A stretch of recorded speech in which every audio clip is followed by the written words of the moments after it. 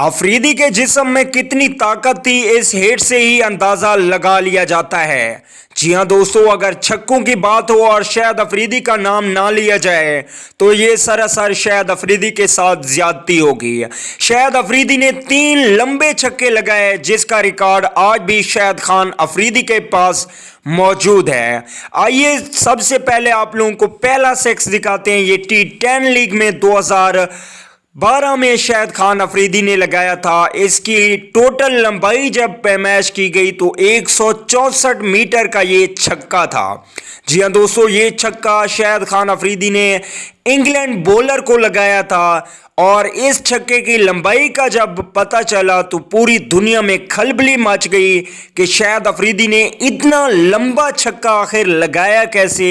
या तो उनके बैट में कोई ऐसी चीज़ थी जिससे ये इतना लंबा छक्का गया, या तो शाहिद खान अफरीदी के जिस्म में ही इतनी ज़्यादा ताकत है जिससे उन्होंने इतना लंबा छक्का लगाया। आइए आपको दूसरा छक्का दिखाते हैं। ये T10 लीग का है 2017 का। ये देखें, इतना लंबा छक्का। ये छक्का उस छक्के से थोड़ा कम था। ये 162 मीटर का छक्का था जो शाहिद खान अफरीदी ने 2013 में T10 लीग में लगाया था। अगर हम बात करें तीसरे छक्के की तो उसकी लंबाई 166 मीटर थी। ये लंबाई अगर पैमाइश की जाए तो बहुत ही ज़्यादा होती है। आप लोगों के अंदाजे से भी ये ज़्यादा लंबी चीज़ है। ये देखें, ये इतना लंबा छक्का ये स्टेडियम के बाहर जा गिरा था।